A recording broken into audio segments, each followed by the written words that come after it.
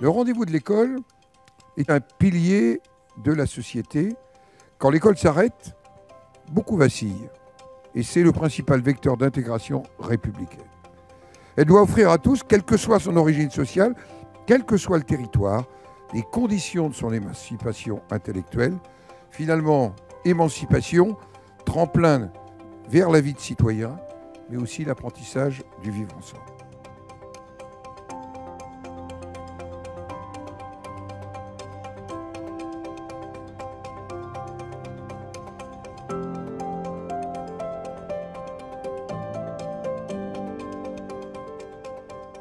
Les enquêtes d'opinion que nous avons menées pour préparer ce colloque permettent de constater qu'une simple question consacrée au fonctionnement de l'école peut entraîner des écarts d'appréciation significatifs de point de vue des sondeurs, de 20 points par exemple, entre les enseignants, la façon dont ils perçoivent l'école, et le grand public.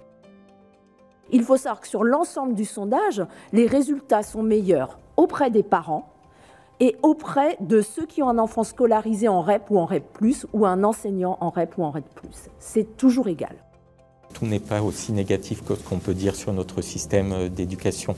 La France est dans la moyenne des pays de l'OCDE, dans nos études internationales de type PISA, mais le niveau des inégalités scolaires et sociales est toujours très élevé en France. C'est-à-dire quand on vient d'un milieu défavorisé, on a moins de chances de réussir dans les études PISA à 15 ans, mais ce n'est pas uniquement la seule conséquence. On a moins de chances d'être scolarisé dans l'enseignement supérieur, on a moins de chances d'être dans les filières prestigieuses, on a plus de chances d'aller dans des filières professionnelles où on a des difficultés d'insertion. Donc aujourd'hui, l'enjeu du système d'éducation, c'est lutter contre les inégalités sociales et scolaires et sur l'échec scolaire.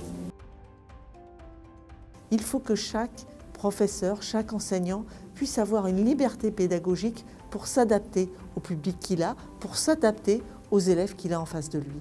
Et lorsqu'on a une aide aux devoirs, bien entendu, on identifie les failles de chaque élève pour avoir une réponse adaptée. Et la solution, elle est forcément là. Pour rompre avec cette école très inégalitaire, il faut véritablement qu'on axe sur chaque élève. Chaque élève doit avancer peut-être à une vitesse différente et ce n'est pas dans ce carcan, dans cette verticalité de l'enseignement qu'on va pouvoir aider chaque élève. Il y a donc une faille qui constitue des inégalités, qui est insuffisamment en tout cas évaluée au bac, qui n'est pas suffisamment prise en charge dans l'enseignement, et je crois que cette faille, on l'a en réalité en partie volontairement ignorée, et il me semble qu'on peut avancer que c'est l'absence d'une maîtrise réelle, précise et rigoureuse de notre langue. Voilà une des inégalités fondamentales, si ce n'est l'inégalité fondamentale qui détermine toutes les autres et que l'on retrouve inchangée à l'entrée et à la sortie de la scolarité. Pour la plupart, ce sont les mêmes élèves qui ne maîtrisent pas le français en primaire, qui ne maîtrisent pas non plus en terminale, et je constate pour ma part cet échec tous les jours. On est un pays très particulier où quelques-uns des meilleurs d'une génération dans notre histoire devenaient professeurs.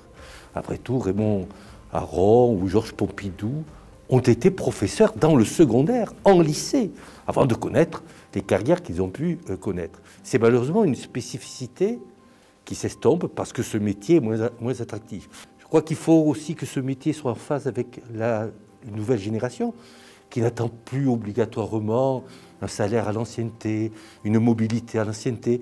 Les jeunes professeurs sont des jeunes d'aujourd'hui. Il faut seulement mieux les payer. Il faut leur offrir des perspectives de carrière. Il faut dialoguer avec eux au plus près. On a un système lourd qu'il faut certainement aérer, déconcentrer.